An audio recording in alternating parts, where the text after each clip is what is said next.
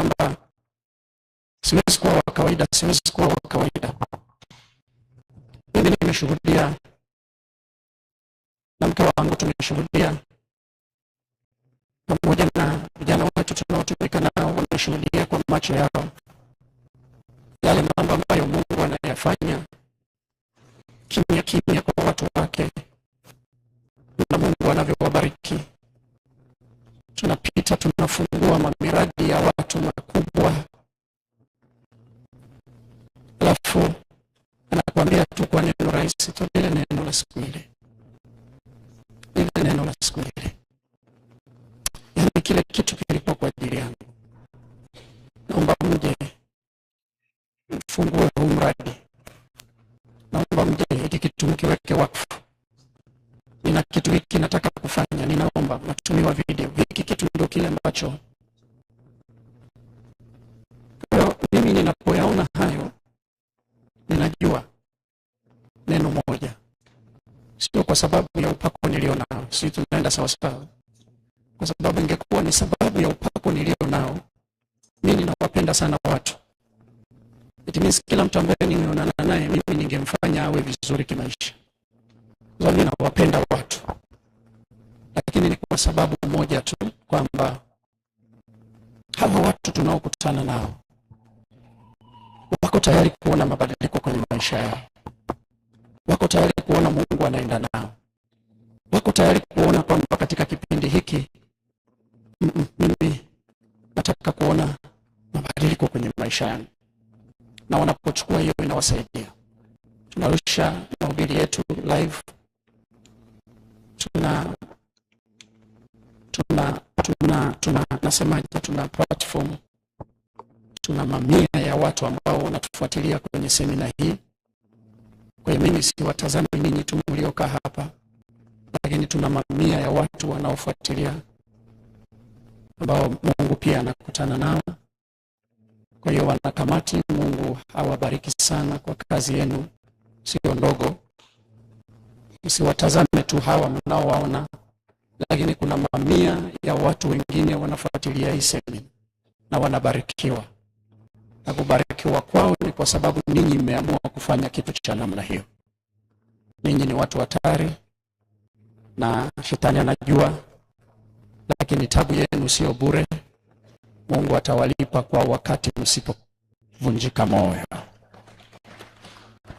Sasa pamoja na haya ambayo ninayasema ni sehemu, kwa sababu ninachotamani ni kwamba hili neno lipate udongo sahihi, mahali ambapo litadondokea, mahali ambapo tutaanza kuona matokeo. Hii ndio kiu yangu kubwa, ndio maana natanguliza hayo maneno kwanza, ili kila mtu aanze kujitengeneza huku ndani na kuona hicho kitu Mungu anafanya. Kwa jana tulikuwa tunaangalia na tukaona kwamba matatizo yetu mengi nayo yanakaa kwenye kategori mbili. Kategori ya kwanza ni kategori ya authority, mamlaka.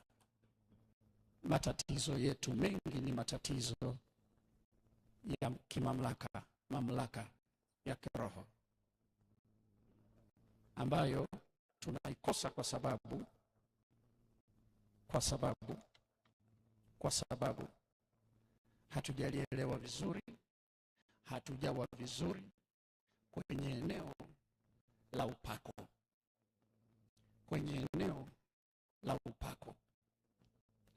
Na nikasema wengi wetu tunateseka sio kwa sababu hatuna upako, lakini wengi wetu tunateseka kwa sababu tuna upako.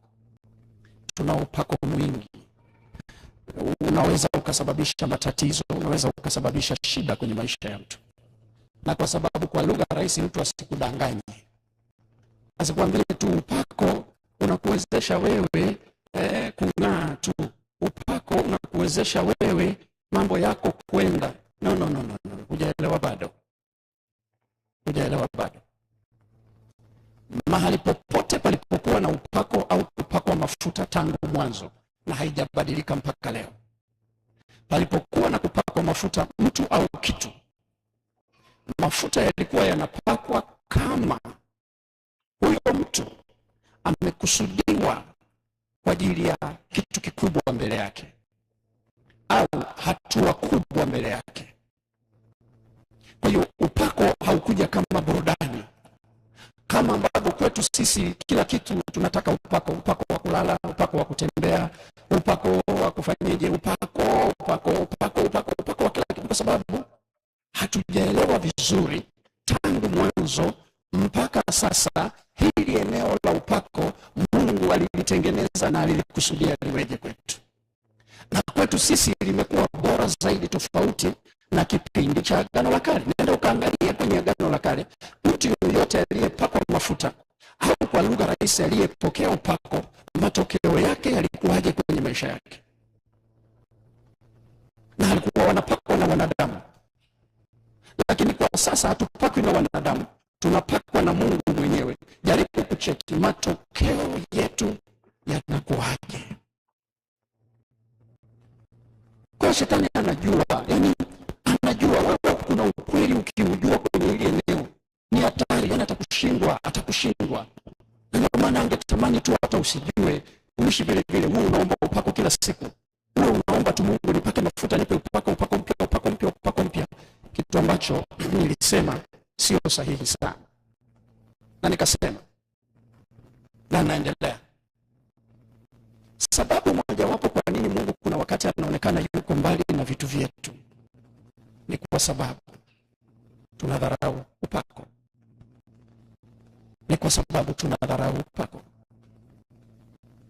Roho Mtakatifu akaniambia, waambie watu wangu siwafurahi kwa sababu wanadharau upako, wanadharau mafuta, wanadharau upako. Na kwa nini tunadharau upako? Tunadharau upako kwa sababu upako kimekuwa ni kitu cha kidini. Kila mtu anaombea watu upako, kila mtu anaombea watu upako, kila mahali watu wanaombea upako. Kwa hiyo kimekuwa ni kitu cha kidini. Ndio maana nenda kwenye Biblia yako ukaangalie, Paulo alipakwa mafuta. Baada ya Paulo kupakwa mafuta, aliposimama kuanza kutumika, nenda ukaangalia ni mara ngapi Paulo alipakwa mafuta. Ni mara ngapi Paulo aliomba mafuta mabichi? Ni mara ngapi? Bwana Yesu amebarikiwa sana. Bwana Yesu amebarikiwa sana. Wakina Paulo walikuwa busy kuomba vitu mbalimbali kwenye maisha yao, nguvu ziongezeke na vitu vingine. Na kwa sababu kuna tofauti kati ya upako kwa namna ya Roho Mtakatifu na nguvu tu zinazotoka kwa Roho Mtakatifu, tutaona tofauti zake leo ili tuone tunakosea wapi, makosa yetu yanatoka wapi.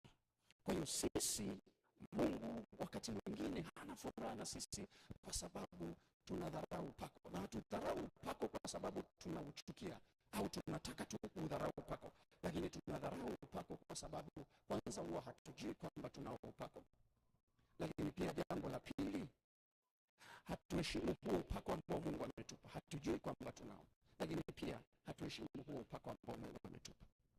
Nimekueleza, nimesema jana, na ninatamani sana uniamini ili uanze kuona kuna matokeo yanatokea kwenye maisha yako. Natamani uniamini hiki ninachokuambia. Sikiliza, kuna watu mko hapa, narudia tena. Kuna watu mko hapa, ndani yenu na juu yenu kuna upako mkubwa wa hatari, lakini wengi hawajaelewaga. Na ndio maana kila siku wanaomba upako, kwa sababu hajaelewa kwamba ana upako mkubwa sana juu yake, ana upako mkubwa sana ndani yake. Hajaelewa. Na nimekueleza, nimesema ni kwa sababu sisi hatukufundishi urudi utambue upako ulionao ndani yako. Mimi nataka nikuonyeshe kwamba naweza nikakuombea upako mpya, ili ukitoka hapo ukashuhudie kwamba Mwalulili aliniombea upako mpya. Ukikutana na Mwaipaja na yeye hivyo hivyo anataka kuombea upako mpya, ili ukitoka hapo ushuhudie kwamba nina upako mpya niliotoa kwa nani? Sijui unanielewa kitu ambacho najaribu kukuonyesha hapa. Kwa hiyo hii ndio shida. Hakuna mtu ambaye sasa yuko hapa kuvumbua kwamba okay, nimekutana na wewe, kwa mara ya kwanza, lakini ninachokiona, ninaona juu yako you are very anointed. Alafu huyo mtu atakwambia, acha utani mtumishi, mbona mimi wa kawaida tu, mbona mimi vitu vyangu vyote vimeshinda, alafu mimi ni mtenda dhambi, alafu mimi nina matatizo haya na shida 1 2 3. Alafu unaambia ndio, tuna uwezo wa kudhibitisha hilo, alafu tukajua kwamba you are anointed or not anointed. Huyo mtu atakapofika mahali pa kujua kwamba kumbe nina upako mwingi namna hii kwenye maisha yangu, huyo mtu yeye mwenyewe utashangaa namna anavyoanza kuyanyosha maisha yake. Sasa leo watu wanaishi maisha ya hovyo hovyo kwa sababu kwanza anajua kwamba hana upako, na hata akiombewa hana uhakika kwamba amepokea upako. Na hata leo hapa nikasema njoo tuombe upako, 99.999% hawataamini kwamba wamepokea upako. Kwa nini? Kwa sababu upako tumeshautengenezea utaratibu kwamba ni kitu cha kidini. Ili ujue kwamba upako ulikuwepo, lazima kutokee mwovu fulani, kutokee kitu fulani, kutokee ishara fulani. Sasa upako hauhitaji ishara yoyote. Nisikilize, upako hauhitaji ishara yoyote ili huyu mtu aweze kujua kwamba mimi ni. Na upako huu, sikiliza, tuna maeneo mawili. Tuna maeneo mawili muhimu ya upako ambao nataka uyaelewe. Tuna maeneo muhimu mawili ya upako ambayo nataka uyaelewe. Kuna maeneo mawili muhimu ya upako ambayo nataka uyaelewe, ya mafuta. Upako mafuta, maeneo muhimu mawili ambayo nataka uyaelewe. Kuna upako unakuja juu yako, kuna upako unaokuja ndani yako. Sasa upako huu kwenye maeneo haya mawili hauji kwa sababu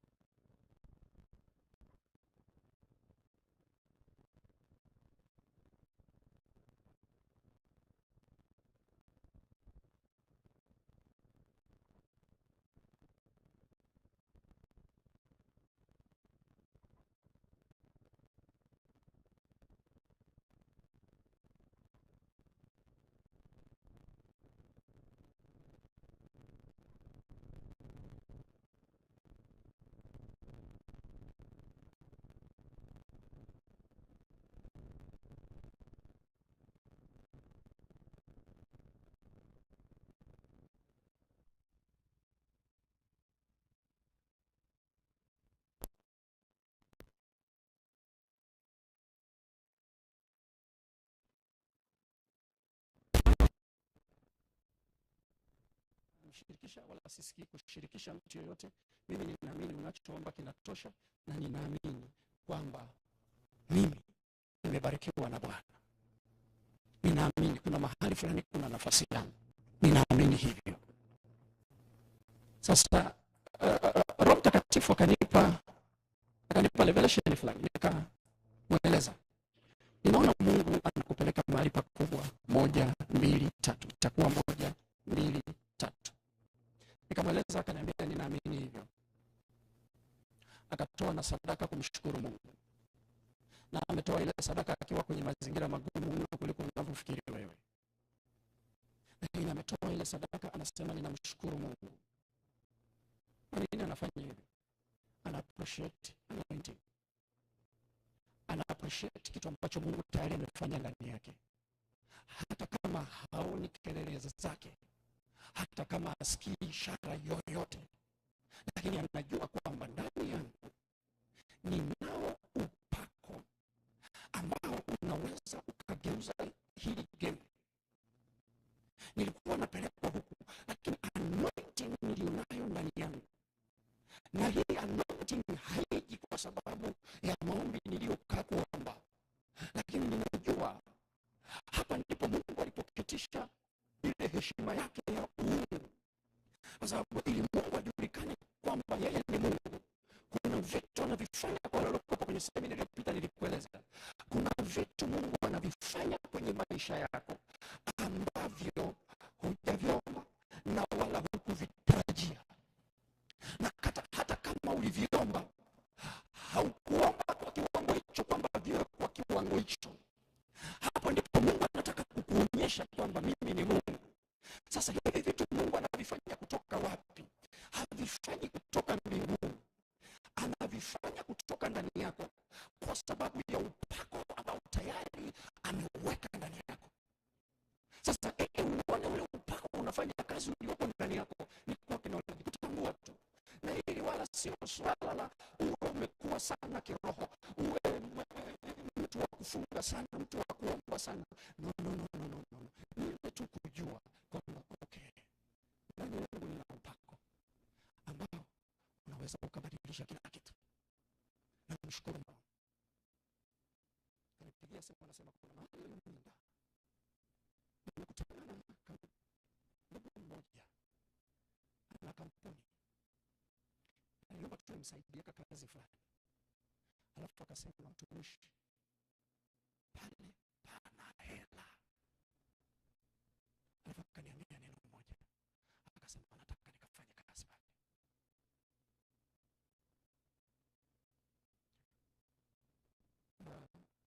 Kitu rahisi ambacho ungeweza kumwambia, ungemwambia kitu rahisi ilikuwa, kama mapenzi ya Mungu fanyeje, kama sio mapenzi ya Mungu usifanyeje. Njoo nikwambie kitu. Kuna wakati unatakiwa uwe na uhakika ndani yako unataka nini. Sio tunaenda sawa sawa? Yaani kuna wakati unatakiwa uwe na uhakika unataka nini. Alafu mwambie Mungu unataka nini. Usiongeze neno lolote. La. Kama ni mapenzi yako kiwe. Kama sio mapenzi yako kisiwe. Achana nalo. Tunaenda sawa sawa? Atajuaga mwenyewe kwamba kama ni mapenzi yake atajua, kama sio ya kwake atajua mwenyewe. Lakini mimi ninachoona nahitaji hapa. Nikasema sawa. Alafu nikamwambia, nikasema sasa tutafanya korabo ya Esther na Mordekai. Wewe ni Mordekai, mimi ni Esther. Wewe nenda. Alafu nikamwambia, nikasema upako wa Bwana uko juu yako. Sikumwombea. Niliomba maombi ya kawaida kwamba Mungu asante kwa sababu imekuwa. Nikamwombea hicho kibali na vitu vingine.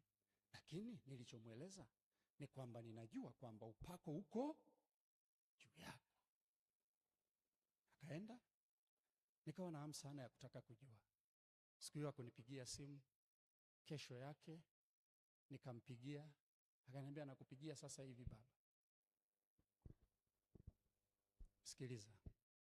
Alipofika kwenye lile eneo, yule ndugu wakaongea kidogo, akamwambia, akasema tusichukue muda mrefu, umepata kazi.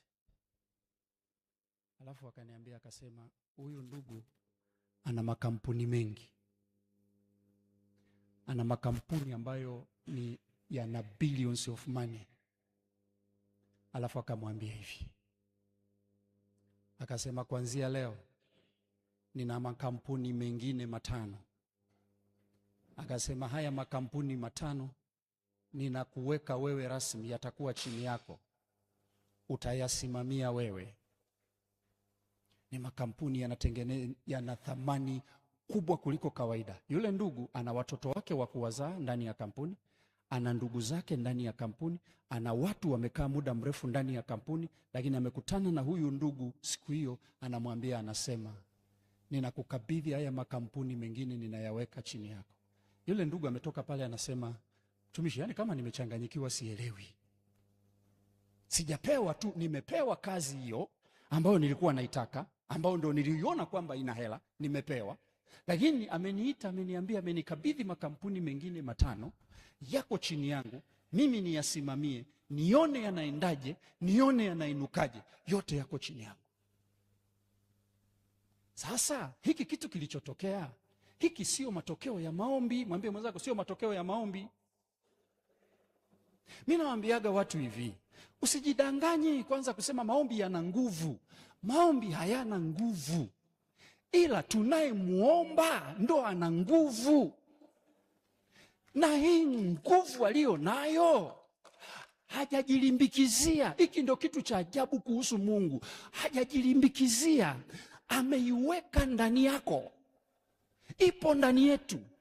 Anachotaka ni mimi na wewe tutambue, tusidharau hii nguvu, tusidharau huu uwezo. Yaani ukianza kutembea nao kwamba ndani yangu mimi nimepakwa mafuta yasiyo ya kawaida, na mafuta haya yanaweza yakabadilisha hiki kitu kinachoendelea kwenye maisha yangu, yana uwezo wa kuchange. Kwa nini? Kwa sababu aliyenipaka haya mafuta ni mkuu, na hakunipaka haya mafuta ili nishindwe. Hakuna anayepakwa mafuta na Mungu ili ashindwe, hayupo. Nikishindwa ni kwa sababu sijayatambua hayo mafuta. Tuko pamoja? Tuko pamoja? Sasa kuna maeneo mawili. Eneo la kwanza, aina ya kwanza ya upako, aina ya kwanza ya upako ni upako unaopewa ndani yako, ndani yako. Upako huu kazi yake ni kutuwezesha sisi kuwa au kufanyika wana wa Mungu. Ni kutuwezesha sisi kuwa au kufanyika wana wa Mungu.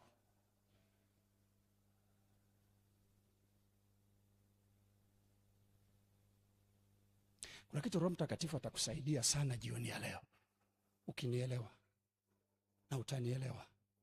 Kuna kitu Roho Mtakatifu atakusaidia sana.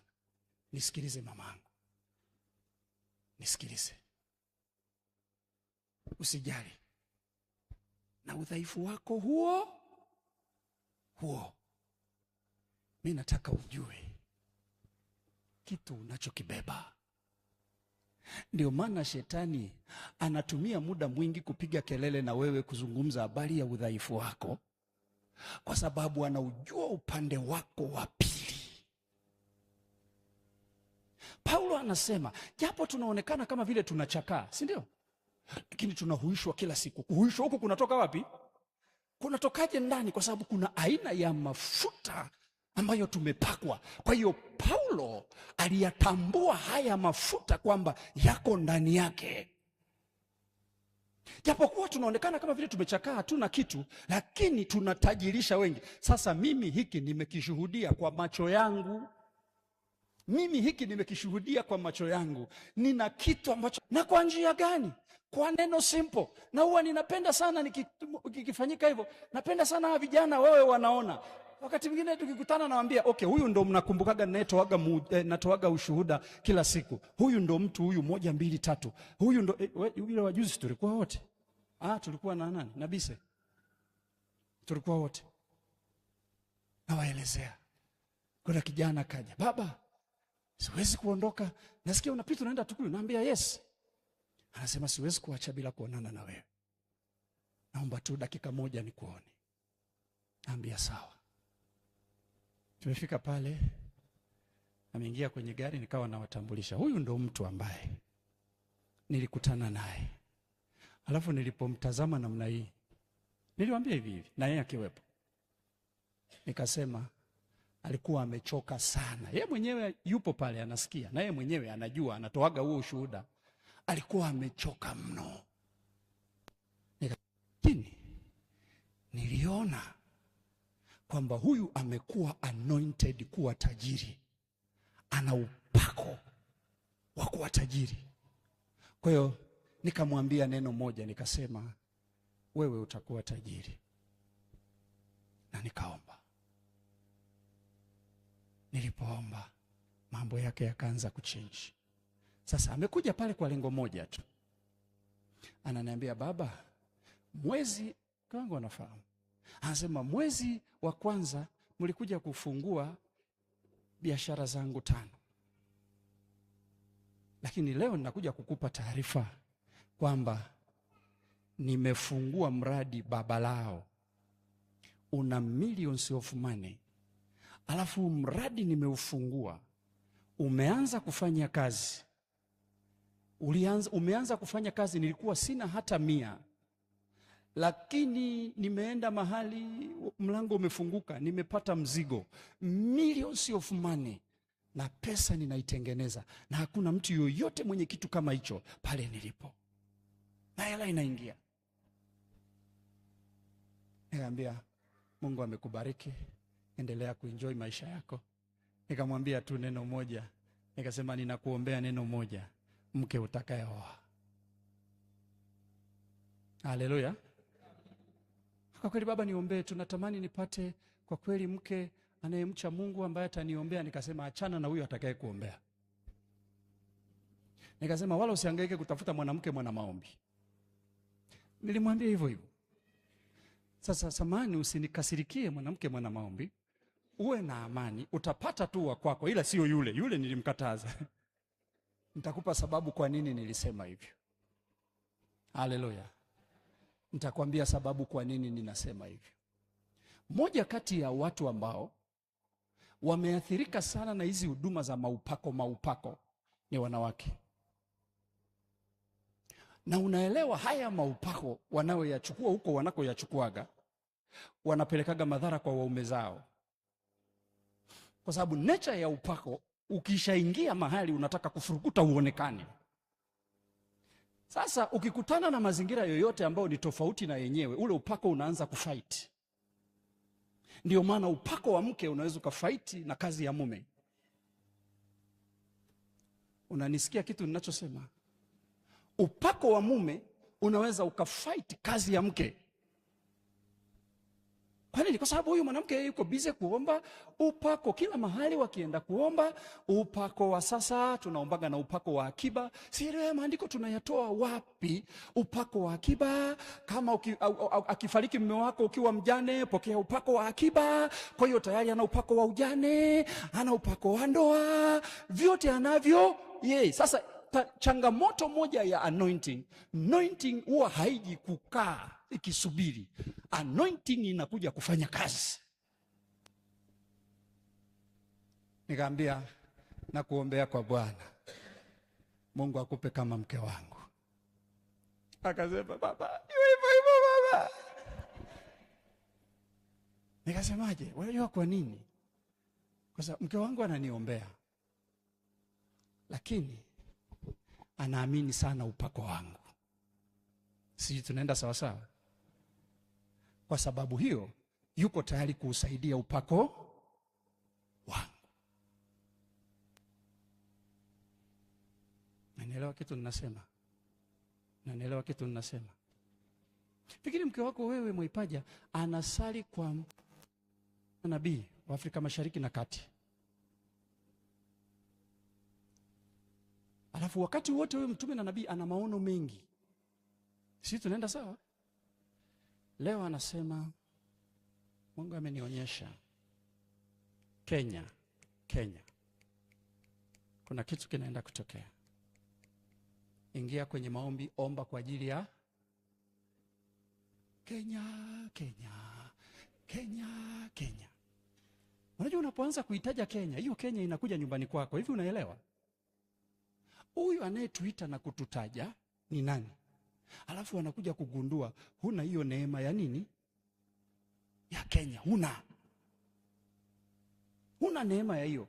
Neema aliyenayo ni nabii wako. Sisi tunaenda sawa sawa? Sio wewe. Kesho ninaona Iran. Ingia kwenye maombi. Irani. Mapepo ya Hormuz yanakuja. Wewe anayetuita. Sasa kumbuka saa hiyo hauko peke yako, una mume wako, si ndio? Kwa hiyo hii nyumba inaanza kuonja vita ya Irani na Marekani, hata hawajui nini kinaendelea kwenye maisha yao. Na haelewi. Sometime huwa tunapigana vita na tunaharibikiwa vitu ovyo ovyo, hata hatuelewi chanzo ni nini. Chanzo kimojawapo ni anointing. Hizi anointing na nitakuonyesha, kwa sababu anointing au upako unaweza ukahamishwa. Sisi tunaenda sawa sawa? Upako pekee ambao hauwezi kuhamishwa ni huu namba moja. Na ndio maana nimekueleza, nimesema ndio upako mkubwa kuliko wote. Na ndio maana hakuna anayeweza akawa na upako huu kwa maombi, kwa kufunga au kwa kufanyeje. Hayupo. Tunapewa bure kwa sababu ni mkubwa mno kuliko kawaida. Wapendwa, huwa hawaamini kwenye vitu vya bure. Huwa hawaamini. Ndio maana nikakueleza nikasema all the time tunataka tufanye kitu. Leo hii mimi nikikufundisha hapa nikakwambia kuna upako wa bure unaupokea, ni mkubwa mno, una uwezo wa kufanya vitu vikubwa kwenye maisha yako. Linakuja fundisho. Sawa, mmempokea Roho Mtakatifu, lakini kama haujanena kwa lugha wakati unampokea Roho Mtakatifu, huna nguvu za Mungu ndani yako, huwezi kupata chochote. Kwa hiyo sasa, ili ufanikiwe, tafuta kunena. Cheki sasa huyu kakaangu alivyo bize kutafuta kunena kwa lugha. Huu ni mwaka wa 7 na hajawezaga kunena kwa lugha. Kwa hiyo kilichotokea, tayari amedanganywa, na atakachofanya atadharau huu upako ulioko ndani yake, atauona hauna maana kwa sababu hajanena kwa lugha. Sasa unamwambia sawa, mtumishi, nionyeshe basi uthibitisho wa neno kwamba ili nijae Roho Mtakatifu ndani nipokee upako lazima ninene kwa lugha. Atasema Matendo 1:8, tapokea nguvu akiisha kuwajia Roho Mtakatifu juu. Ushahidi ndio huo pale Pentekoste, walipokea na wakanena kwa lugha. Very simple. Kwani waliponena kwa lugha ilikuwa ni kwa ajili yao? Paulo anasemaje? Anasema anayenena kwa lugha akili yake watu hawamwelewi, wala akili yake haina matunda. Kwa nini? Kwa sababu ananena na Mungu. Wale mitume walipokuwa wananena, walinena kwa lugha gani? Si walinena kwa lugha za kawaida ambazo watu wengine waliwasikia. Kule kunena kwa lugha siku ya Pentekoste, walinena kwa lugha kwa maana ya kuhubiri. Walihubiri mataifa mengine. Kwa hiyo Roho Mtakatifu alishuka siku ile for special purpose, kuwasaidia kupata nguvu ya kuhubiri, ya kuwa mashahidi. Sasa sio kila mtu hapa ameitwa kuhubiri.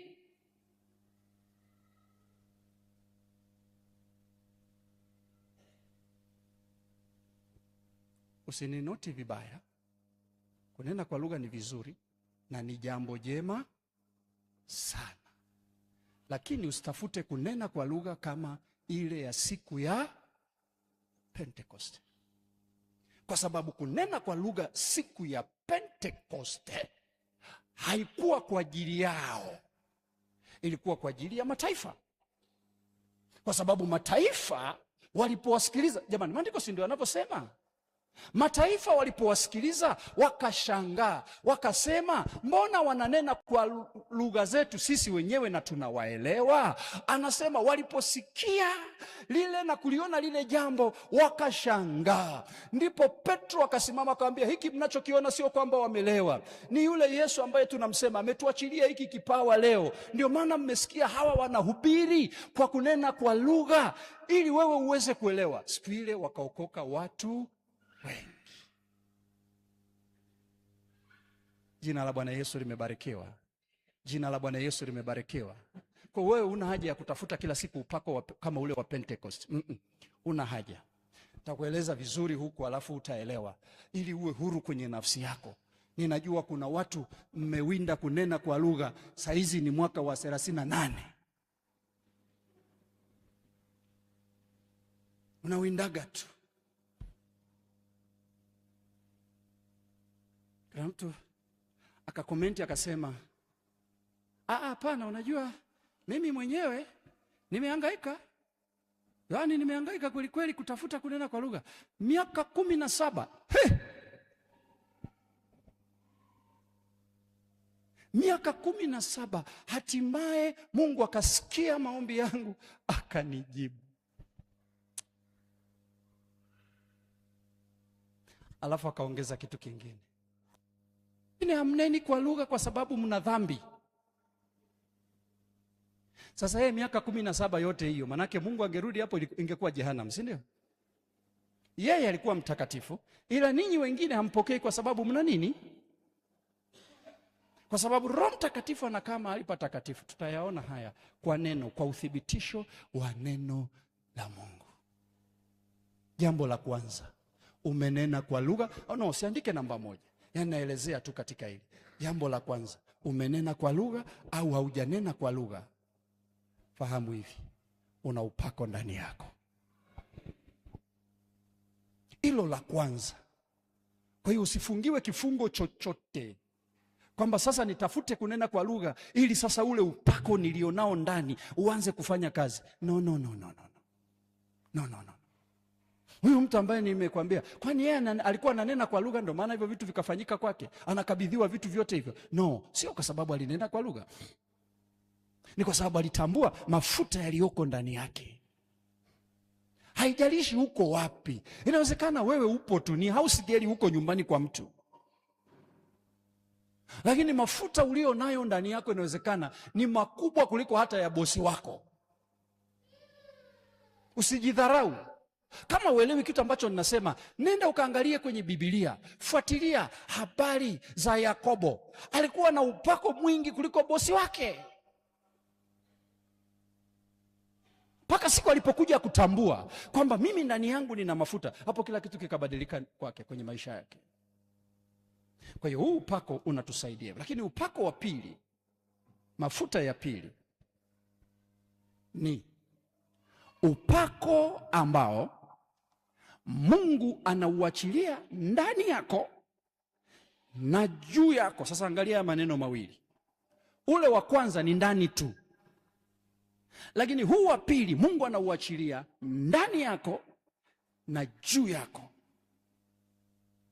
Upako huu kazi yake ni kukuwezesha au kukusaidia kusimama na kufanyia kazi kile ulichoitiwa duniani kukifanya. Kila mtu amepakwa mafuta kwenye eneo fulani la maisha yake. Hakuna mtu ambaye hajapakwa mafuta. Na ndio maana kwa maswali ambayo nilikuwa namuuliza Roho Mtakatifu, sawa, Roho Mtakatifu unaniambia hivi hiki kitu, kwa hiyo sasa tunafanyeje ili sasa watoto wako tuanze kuona faida? Kwa hiyo kuna maombi ambayo tutaingia, kuna maombi ambayo tutaenda kuomba baada ya kutambua kwamba mimi nimepakwa mafuta, ninao upako. Baada ya kwamba umetambua hivyo, tutaingia kwenye hayo maombi, alafu kila mtu ataona namna ambavyo kuna vitu vitaanza kuinuka na kuamka kwenye maisha yako kwa spidi isiyo ya kawaida na kwa nguvu isiyo ya kawaida. Kwa nini? Kwa sababu umetambua mafuta ulio nayo.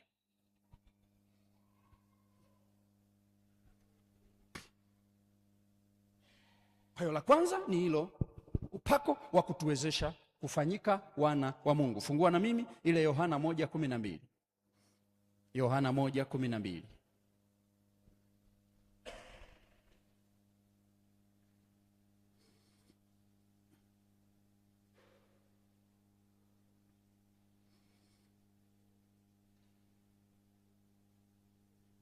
Yohana 1:12.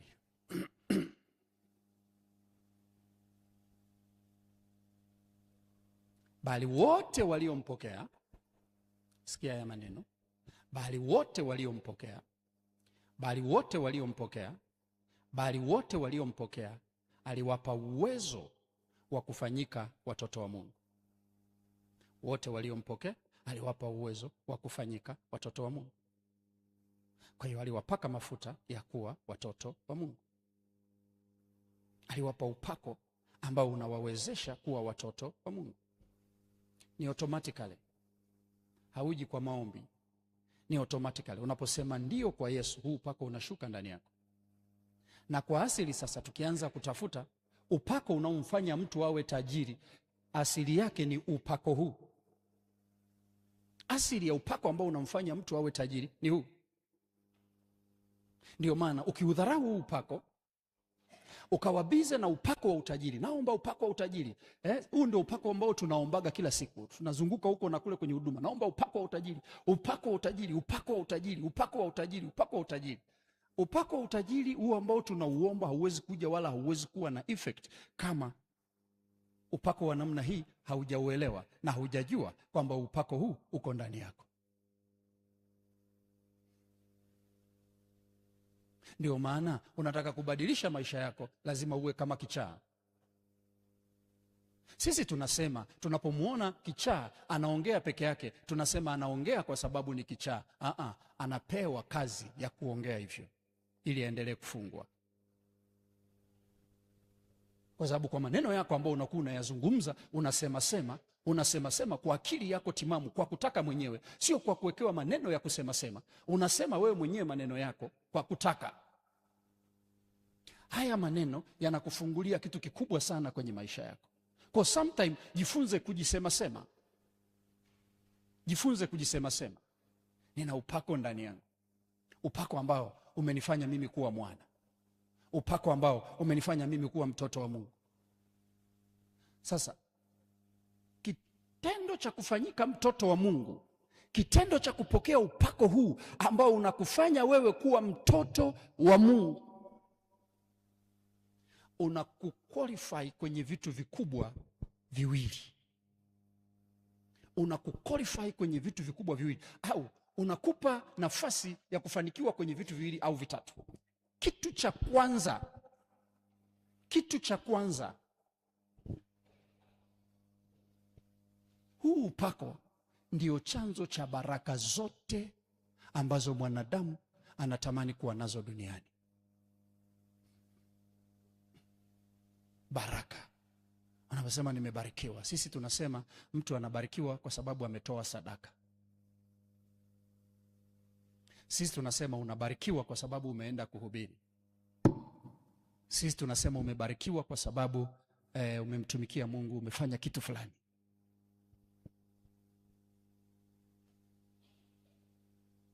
Takuonyesha alafu utaelewa kwa nini sisi watoto wa Mungu tuliookoka tunaishi maisha magumu sana. Kwa nini sisi tuliobarikiwa, tunaojiita tumebarikiwa, kwa nini tunaishi maisha magumu sana? Kwa nini tunaishi maisha magumu kiasi hicho? Ndio maana nimekueleza, nimesema wapagani wanaishi simple life. Yeye anaishi, au wale ambao hawana hofu sana ya Mungu kama sisi tunavyofikiri. Ana hofu ya Mungu huyo mtu, ingawa sisi tunafikiri kwamba hana hofu kwa sababu haji kanisani kila siku kama sisi tunavyokuja. Yaani yeye hajaelewa vizuri huu upako, namba moja. Hajaufahamu kabisa, kwa sababu inawezekana haupo ndani yake kwa sababu hajaokoka. Lakini huu upako wa kitu cha kufanya aliopewa, wa kitu cha kufanya, anauheshimu. Na anamwamini Mungu kwa upako huo, na anatoa sadaka kwa ajili ya upako huo, na anamwambia Mungu asante kwa ajili ya upako huo. Nilikupa mfano hapa nikasema kuna mtu nilikutana naye, yeye ana upako lakini hajui. Ana upako wa kufuga nguruwe. He is anointed for that. Dangerous anointed for that. Sasa fikiri kwa mfano huyu mtu akautambua kwamba huu ni upako na akaamua kuufanyia kazi, maisha yake yangekuwaje? Maisha yake yangekuwaje? Tumefika pale nikaongea kwa kitu fulani. Anambia, mtumishi, yaani mimi bana nina mkono, nikupaga hapa mfano. Nina mkono wa nguruwe. Yaani mimi nakwambia nikifuga nguruwe, namshukuru Mungu kwa ajili ya hilo. Nikamwambia, okay, hongera sana ndugu yangu. Alafu nikamuuliza swali, kwa sasa una nguruwe wangapi? Kwa sasa huu ni mwaka wa 3 sina nguruwe. Nilifugaga yalikuwa 70 humo, yani yanazalianaga tena, na yafungulia yanakula majani tu, yananenepa. Ila ugonjwa ulikujaga wakafa, kwa sijafuga tena mpaka leo. Kaambia, aha. Alafu nikajua mimi mwenyewe nina upako lakini sio wa nguruwe. Tunaenda sawa sawa? Nina upako lakini sio wa nguruwe. Mimi nyumbani tuliwaigi kufuga nguruwe nyumbani. Kale kanguruwe kalikuwa hakanenepi. Tumekalisha. Tulipokuja kukachinja tukakakuta humu ndani, nyinyi mtanielewa, kana vitu vinaitwa indekenya. Kwa hiyo nikaelewa tu kwamba okay, hiki kitu sio automatic. Lakini leo mimi nikitaka kufuga nguruwe, ninaweza nikafuga nguruwe kwa sababu ninajua nini cha kufanya. Unanielewa ninachokisema? Kwa sababu nitakufundisha pia. Nitakufundisha hapa alafu utaelewa. Lakini yule amekuwa anointed evil, very dangerous. Na shetani anajua. Lakini hatambui, yuko kanisani, yuko fellowship. Na ananena kwa lugha kweli kweli. Nimeenda kumsalimia nyumbani kwake, asante mtumishi kwa kuwa umefika, hebu tumshukuru Mungu. Haya.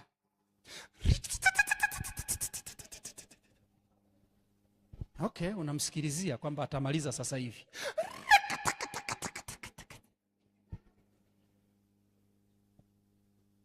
Ameomba zaidi ya dakika 7. Hivi unajua dakika 7 kwenye maombi ni nyingi sana. Hasa kama wewe huwezi kuomba saa hiyo. Unamsikilizaga mtu tu anaomba. Kwa sababu zilikuwa nyingi kweli kweli. Nimesimama pale, nikavuta kasturi nikakaa. Baadaye nikamwambia neno moja. Nikasema, ndugu yangu sikiliza. Naomba basi mimi sasa unisaidie, unifugie nguruwe. Akasema, mimi kwangu hilo ni baraka, nitakuwa nimefanya utumishi. Nikamwambia, yes. Unafahamu hilo, ni vizuri sana. Naomba unifugie. Akanifugia, tukanunua na nikamwambia rafiki yangu, nilikuwa sina hata hiyo hela. Nilikuwa najaribisha tu nione kama atakubali. Akakubali. Akasema, tena ufanye haraka, hiki ndio kipindi vyakula sio bei. Nikasema sawa. Nikamwambia rafiki yangu mmoja, akatuma 200,000 sijui na nusu, nguruwe alikuwa tunanunua 50,000. Tukawaweka nguruwe pale. Bwana wewe, kuna wakati tulikuwa tunashindwa kuwanunulia chakula. Anapiga simu, mtumishi, chakula hamna. Ambaye kwa kweli, hebu subiri, mnavuta hata wiki. Ile nimeenda kuangalia, nimekuta nguruwe 3 wamezaa. Yaani huyu amezaa vitoto 7, yule kazaa 10, yazaa 7. Yaani unajua ungekuwa unaleta chakula, ungeshangaa. Mimi nguruwe wangu wanazaaga hadi 15. Lakini hii ni kidogo sana. Mimi nashangaa. Sisi wa kwetu nde Kenya, wewe hawa 7 unaona wachache. Ulikuja ugonjwa. Sasa vile nguruwe navyo vimekuwa. Ulikuja ugonjwa. Akanipigia simu. Akasema, mtumishi, hawa nguruwe tuuze. Nikasema aha. Nikasema sasa kwa wakati huo sasa huko wanauza shilingi ngapi? Akaniambia, akasema kwa sasa wanauza 80,080. Nikaona hasara. Tumenunua 50,000. Imekaa karibu mwaka. Amezaa na vitoto tuuze 80,000. Hapana, hiyo ndogo. Nikamwambia acha tu. Alafu baadaye akaniambia kuna nguruwe mmoja ameanza kuumwa.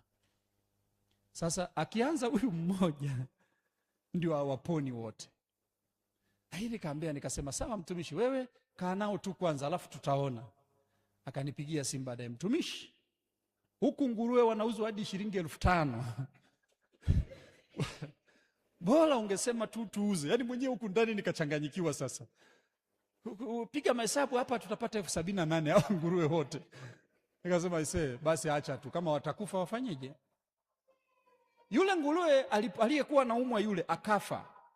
Alipokufa walipompeleka kumchinja, wakamwambia hapana, huyu alikuwa haumwi ugonjwa wote, tatizo lake alikuwa na tatizo la mapafu. Hilo ndio limemfanya afe. Baadaye akanipigia akasema, nguruwe wetu ni wazima mtumishi, hebu tuwaache kwanza. Na mimi nikasema sawa. Walipoisha ule ugonjwa, ilipopanda bei, tukauza. Tukasema uza wote ndugu yangu. Wakauza wote, tukamgawia chake na mimi na wenzangu yule tukagawana. Maisha yakaenda. Huyu ndugu ana upako juu yake wa hatari, mimi mwenyewe nimeshuhudia, lakini ule upako hawezi kumshukuru Mungu. Hebu muulize akiwa fellowship anaombaga upako wa nini? Upako wa kukanyaga mapepo, upako wa kukanyaga wachawi. Huu ndio upako tunaoomba. Angalia wenzako, yeye ana upako wa kupika bagia, yuko busy na bagia, hana shida na mapepo. Na mapepo hayana shida na yeye. Kwa nini? Kwa sababu hajayakorofisha. Sasa wewe unataka ugomvi tu wakati wote. Yaani wewe unataka tu ugomvi tu. Sikiliza, usitumie upako wako vibaya. Jina la Bwana Yesu limebarikiwa.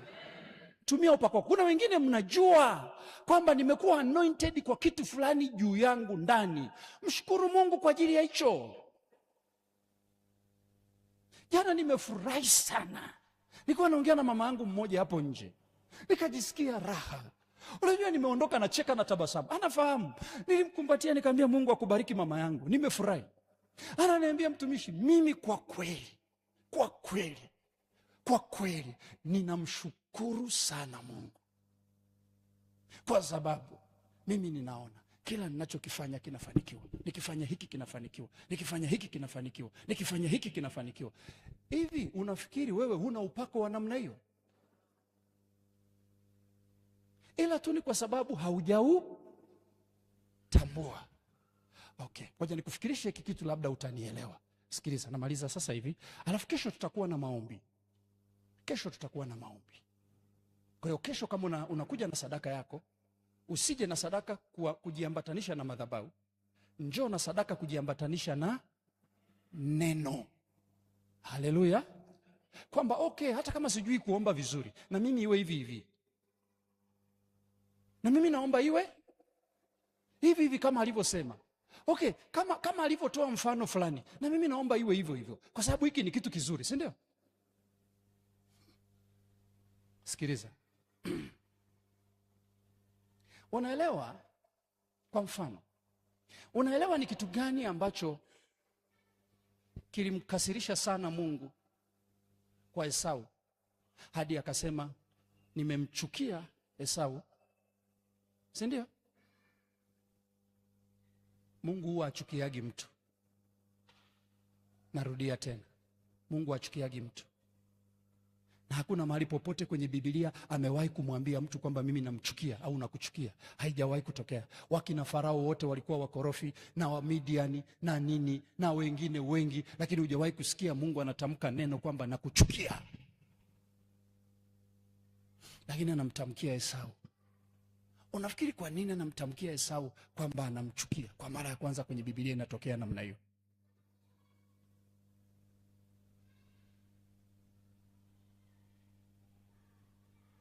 Sasa ukiangalia kwenye Biblia lile neno na kuchukia, tafsiri yake kwa Kigiriki linasema I am against, niko kinyume cha huyu ndugu. Mimi Mungu niko kinyume cha huyu ndugu. Kwa nini Mungu awe kinyume na mtu? Kwa nini Mungu awe kinyume na mimi? Ndiyo maana unisikilize. Inua kichwa chako nisikilize. Ndiyo maana wengi, kuna vitu Mungu amesemaga na wewe kwenye ndoto kwa muda mrefu. Ndoto inarudi tena, alafu mwisho wa siku miaka, yani hiyo ndoto unaiota miaka 3, miaka 4, miaka 5 mfululizo. Unaiotaga tu hiyo ndoto, alafu baada ya muda ile ndoto haiji tena. Sasa sisi tukiona hivyo, ndoto ambayo nimeiota miaka mingi haiji tena, haujaota kwamba umeingia kwenye hiyo ndoto umeishinda, hujaota hivyo, ila tu ile ndoto imekata, haiji tena. Unaelewa maana yake nini? Maana yake Mungu anajaribu kukuonyesha, nimesema sana na wewe, nilichoamua sasa ni kukuacha, hebu fanya vile unavyoona wewe. Sasa hapo jitahidi unavyoweza. Umri utakuwa unaenda tu, utakuwa unajaribu hiki, hakiendi, na utafika mahali utaamini kwamba umelaaniwa kuliko watu wote. Utaamini, hiyo imani itakuingia ndani yako na utaikubali kwamba wewe ni mlaaniwa, pamoja na kwamba umeokoka.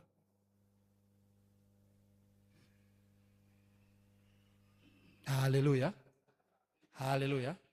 Sikiliza nikuonyeshe hiki kitu. Hapa ndipo palipo na makosa ambayo wengi tunayafanya. Sisi tunamsoma Esau kama mpumbavu sana. Ni kweli alifanya kwa upumbavu, lakini sisi wengi haya ndio makosa tunayoyafanya. Kwa sababu kuna wakati Roho Mtakatifu alipokuwa ananifundisha jambo, mimi mwenyewe binafsi nilikuwaga naota ndoto fulani. Nimeota ile ndoto inaonya kitu fulani, lakini sielewi. Baadaye mtumishi mmoja akaniambia, akasema, sikiliza, hii ndoto unayoiota namna hii, Mungu anasema na wewe kitu 1, 2, 3. Alafu akaniambia, akasema, sio muda mrefu Mungu hataileta tena hiyo ndoto, ataachana na wewe. Alafu kweli baada ya muda ile ndoto ikaisha. Alafu nikajisikia tu kukwama tu kwenye maisha yangu ya kiutumishi, kukwama tu. Baadaye niliingia kwenye maombi, sikumwambia hata mke wangu. Niliingia kwenye maombi ya kisirisiri, nikasema Mungu, ninaomba unirudishie ile ndoto, najua sijaimaliza. Sijui tunaenda sawasawa? Achana na zile ndoto za uharibifu, sijui unaonyeshwa unazini, sijui unaonyeshwa unaiba, sijui no, kuna ndoto za kimkakati Mungu anaziletaga. Baada ya muda nikamwambia Mungu, naomba unirudishie. Haikurudiki ile ndoto, haikurudi. Ikapita miaka mingi.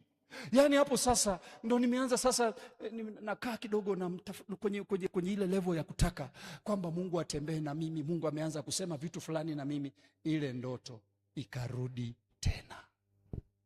Hapo sasa almost imepita kama miaka 12. Fikiria, umekwama miaka 12 kwa sababu tu ulifanya ujinga ambao Esau aliufanya, na Mungu alijaribu kukuonyesha, haukutaka kumfanyia kazi. Haleluya, haleluya. Kuna wakati ukiona hata kama ni ndoto uielewi, inakuja inarudi tena, inakuelekeza kitu fulani, unajiona unafanya kitu fulani, lakini labda unashindwa. Unatembea mahali fulani, ukifika mahali fulani unapotea. Unaota ndoto mara zote, kila ukifika mahali fulani kuna ng'ombe wanakuja 2, 3, wanakukimbiza, unakimbia, unashtuka.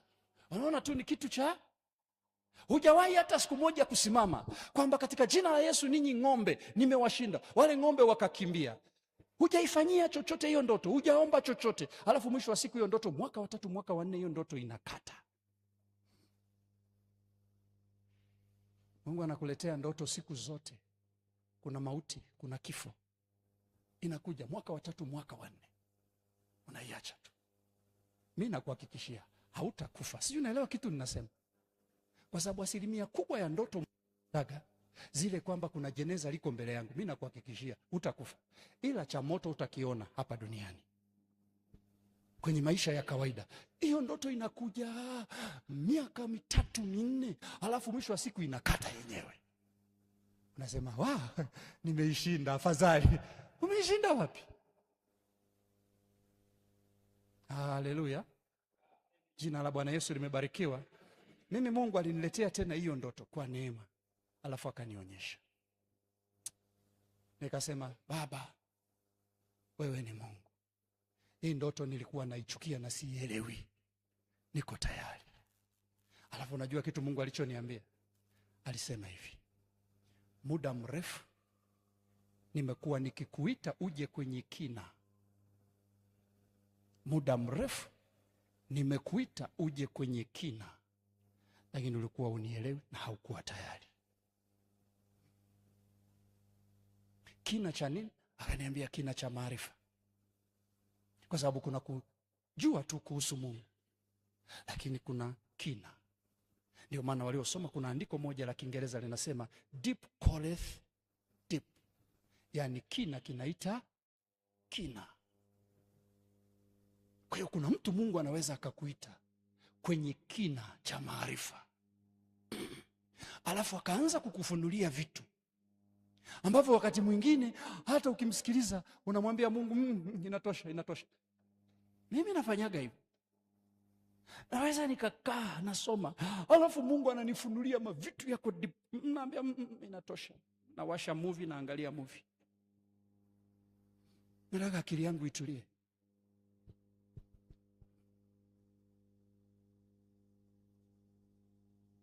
Kwa sababu kuna wakati ilifika mahali hata nikitaka kulala usiku, yani ile unaenda kulala, yani unayatafakari yale mavitu, hadi mapigo ya moyo yanabadilika, unasikia pressure, huwezi kulala vizuri, mapigo ya moyo gudu gudu. Mkangu wakati mwingine alikuwa ananiambia, anasema, mbona nikikushika yani hadi mwili wako unafanyaje, unatetemeka. Sasa mimi nampenda mke wangu, kwa nikaa namficha, niko nomo mama, yani safi kabisa. Akaniambia, no, hii kitu sio sawa.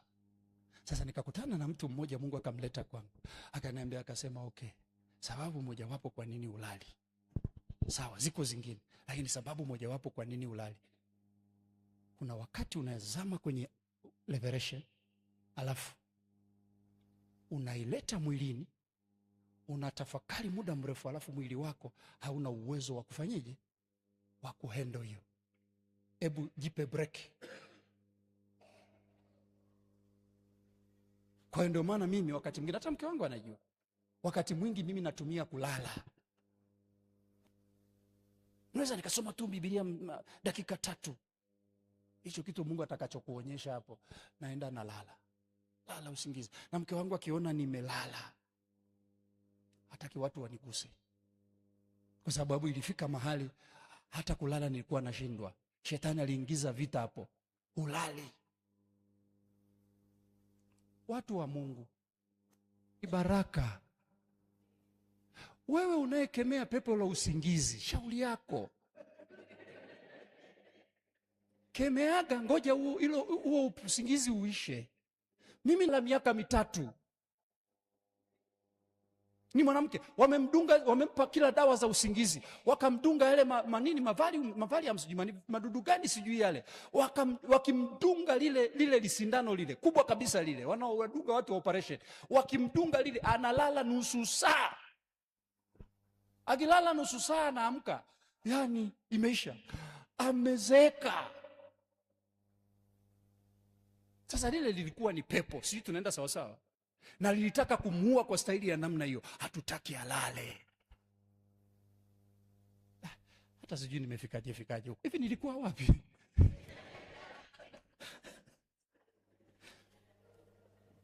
Angalia kitu ambacho Esau alifanya. Jina la Bwana Yesu limebarikiwa. Angalia kitu ambacho Esau alikifanya. Sikiliza. Unaweza kupata ufunuo mwingi sana kwenye hili eneo. Sisi tunaenda sawa sawa. Yaani mstari huu unaweza kuufundisha kwa namna tofauti. Mimi nikimsikilizaga mwalimu Mwakasege, haachagi hata akifundisha somo gani, haachagi kutoa mfano wa kahaba nani? Rahabu. Yaani atafundisha uchumi, mfano wa Rahabu. Alafu unausikiliza, mbona tofauti na alivyosema? Juzi alikuwa anafundisha somo gani?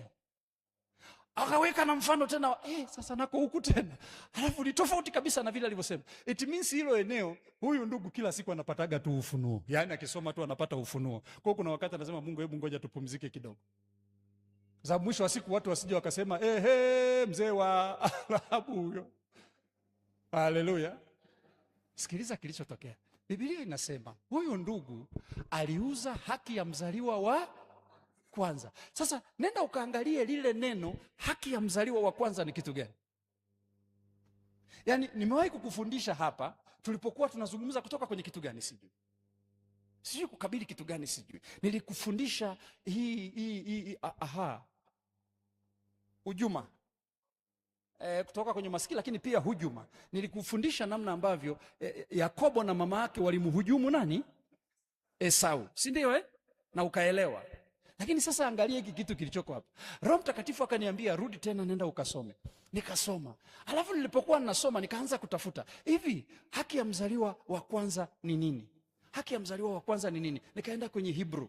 Nilipoangalia kwenye Hebrew nikagundua hivi. Haya yalikuwa ni mafuta maalum ambayo Mungu mwenyewe, mwambie mwenzako, Mungu mwenyewe anampaka mzaliwa wa kwanza kwa lengo la kumtenga, ili achukue nafasi yake, ili Mungu ajifunue kupitia huyu. Kwa sababu kwa Wayahudi namba 1 inamaanisha Mungu, kitu cha kwanza inamaanisha Mungu. Kwa hiyo Mungu anataka kujifunua kupitia hicho kitu. Sasa ili ukitenge kitu kwa utaratibu wa Kiyahudi, ilikuwa ni lazima kipakwe mafuta. Kwa hiyo haki ya mzaliwa wa kwanza ni aina ya upako ambayo Mungu alikuwa anaachilia juu ya mzaliwa wa kwanza ili kumfanya awe special, awe na double portion, awe na mara 2 zaidi ya wengine, awe na mafanikio mara 2 zaidi ya wengine kwenye kila kitu atakachokifanya. Sasa sikiliza, shida ya Esau ilikuwa sio tu kuuza uzaliwa wa kwanza. Shida ya Esau ni aliuza upako. Mwambie mwenzako, aliuza upako. Hamnaga dhambi mbaya kama hiyo? Hamnaga dhambi mbaya kama hiyo? Na kwa sababu katika ulimwengu wa roho kuna soko lina kuuza upako. Unapeleka upako wako ulio nao, unauza, unayauzia mapepo, unauzia majitu yaliyoko ulimwenguni, wakuu wa giza katika ulimwengu, wakuu wa anga katika ulimwengu wa mwili huu tulio nao, watu ambao wanashirikiana na shetani moja kwa moja kuleta vitu na matokeo kwenye ulimwengu. Ile nguvu walio nayo ni mchanganyiko wa nguvu ya giza na upako wa watakatifu wachache wanaoweza kuuza upako walio nao. Kwa hiyo kwa lugha rahisi, Esau alimuuza nani? Mungu, kwa sababu ule upako ulikuwa ni Mungu mwenyewe. Ulikuwa unampa Mungu position kukaa pale. Kwa hiyo alipouza ule upako wa mzaliwa wa kwanza, alimuuza Mungu. Na unajua alimuuza shilingi ngapi? Yaani nafuu, hata angemuuza 3,500 tungesema sawa, 3,500. Sasa huyu jamaa aliuza kwa mlo mmoja. Unajua dengu ni kama maharage. Yaani kweli umuuze Mungu kwa sababu ndima na loli ndima. Yes, ni kama maharage tu. Sio, unanielewa kitu ambacho ninasema? Na sio kweli kwamba hiki chakula kilikuwa ni cha gharama. Sio kweli. Akamuuza Mungu.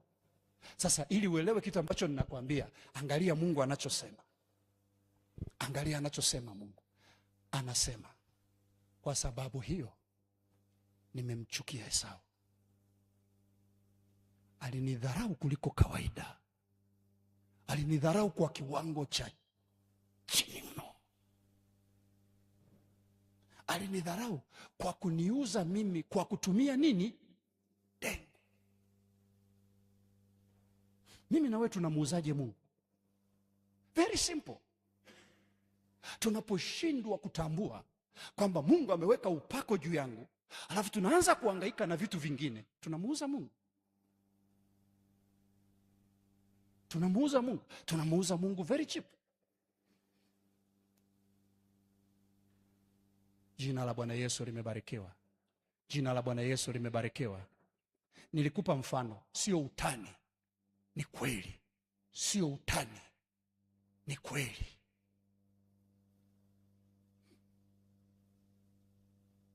Sasa sore kwa mfano huu nilishautoaga. Natoa mfano tunamaliza hapa. Nilikupa mfano wa ndugu mmoja na mheshimu sana. Ni Mpentekoste aliyeokoka kweli kweli. Ana huduma yake. Tulikutana naye mahali, alafu akaniambia, akasema, baba, ninajua wewe sio Mpentekoste.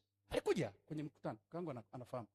Akasema, baba, ninajua wewe sio Mpentekoste, lakini ninajua una mafuta ya ajabu sana. Hivi hivi alisema. Akasema, ninaomba uniombee. Naomba uniombee hii neema ulio nayo. Hakuomba upako, aliomba neema. Sijui unaelewa kitu ninachokueleza? Naomba uniombee hii neema.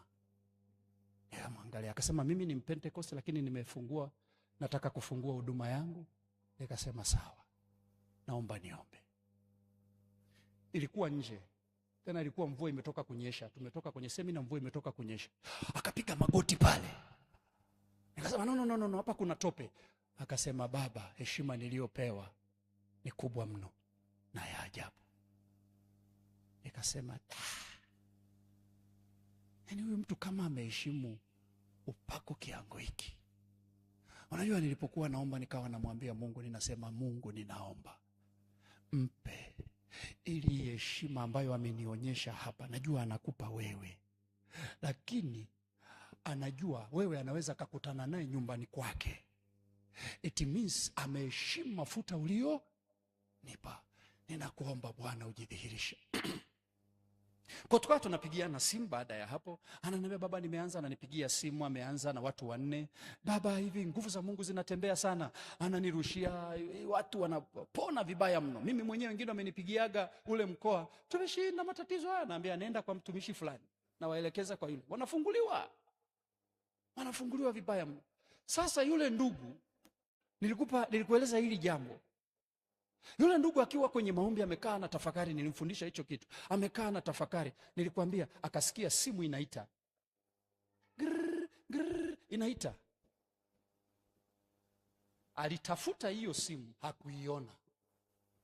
Na ana chumba na sebule. Anaingia chumbani, anapekua. Yaani kokote anakoenda inalilia hapo hapo alipo. Anaenda sebuleni, akatoka nje kwenda chooni, labda inatokea nje, anakoenda inalilia. Inaita mpaka inakata, inaanza kuita tena. Hofu ikamwingia, hiki ni kitu gani? Akasema, hivi simu hii inaita kutoka wapi? Yaani kama vile mimi nimeibeba. Anasema akatoa nguo aliyokuwa amevaa, angalia kwenye suruali, hana kitu chochote, lakini anasikia simu inaita kama vile mwilini mwake. Alafu akasema, sasa hiyo mtumishi natetemeka. Anasema nikasema ndani yangu nikawa nawaza, nimpigie mtumishi Mwalulili. Alafu anasema hata simu yangu sioni iko wapi. Kwa kawa najiuliza, hivi nimeimeza bahati mbaya? Sasa wewe smartphone unaweza ukaimeza kwa bahati mbaya usijue. Anasema mtumishi sasa hiyo amenipigia usiku, anatetemeka. Anasema mtumishi, nikaamua nikasema, sasa ninapokea hii simu nisikie huyu ni nani. Unajua hiki kilitokeaga wapi? Kwa Musa. Kijiti kinawaka, akifanyeje? Mbona kinawaka kiteketei? Mbona kinawaka? Anavyoshangaa wala hasikii, mpaka aliposema sasa nitageuka ili nielewe nini maana ya maono haya, kwamba kinawaka alafu kwa akasema sasa ninapokea simu hii ili nijue huyu ni nani. Aliposema tu napokea hii simu, akasikia sauti iliyotulia inatoka ndani yake. Halo, ya mwanaume. Sema, halo, we nani? Akamwambia, tulia, uwe na amani. Akasema, sisi tunakufahamu sana, wewe ni bwana fulani, umezaliwa kwa mama yako na baba yako 1, 2, 3, na wewe ni mtumishi wa Mungu wa kweli, na bidii yako tunaifahamu. Akamwambia, akasema, ila tunataka tukusaidie ili utumike sana. Tumesaidia watumishi wengi, utakuwa na upako mwingi sana. Akamwambia, tunajua una tatizo pia la fedha, kwenye huduma yako hela hamna. Sisi tutakusaidia upate hela, utakuwa na hela nyingi sana. Utatembelea magari unayotaka. Si umeona watumishi wenzako wanavyofanya? Utatembelea magari unayotaka, utakuwa na mabodyguard unaotaka, utaajiri makampuni na vitu vingine. Akasema, anasikiliza tu, amenyamaza kimya. Alafu akamwambia, akasema, sisi tunataka uachane na hiki unachokifanya, lakini pia usimsikilize Mwalulili hivi anachokuambia, achana nacho, si tutakupa kila kitu. Uko tayari? Anasema, niliposikia nikasema, kwa jina la Yesu moto fire. Nikasema, sasa ungesikiliza mpaka mwisho.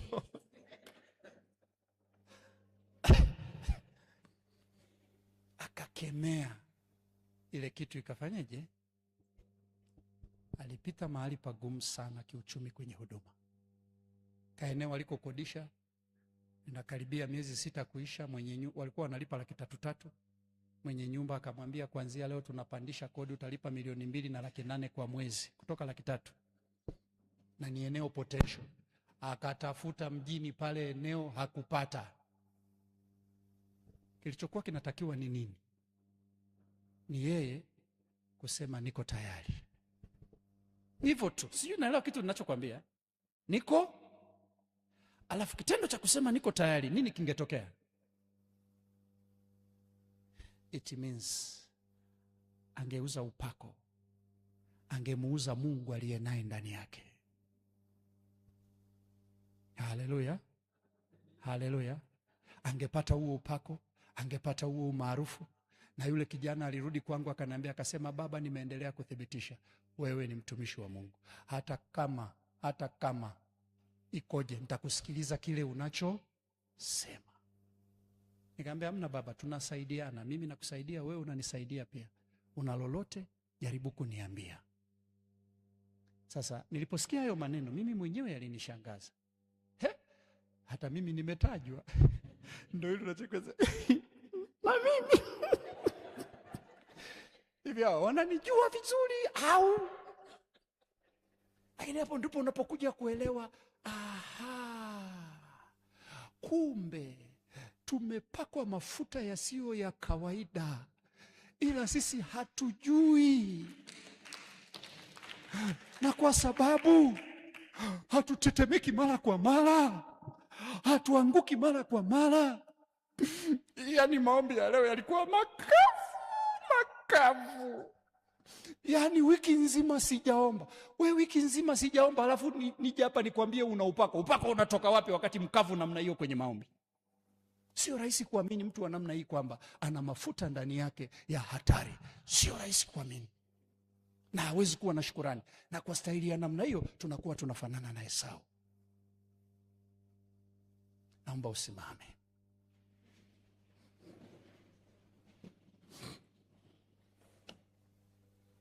Sasa unaposikia Biblia inasema mrudieni Bwana, unaposikia Biblia inaposema mrudieni Bwana, sio tendo tu la kusema nimetenda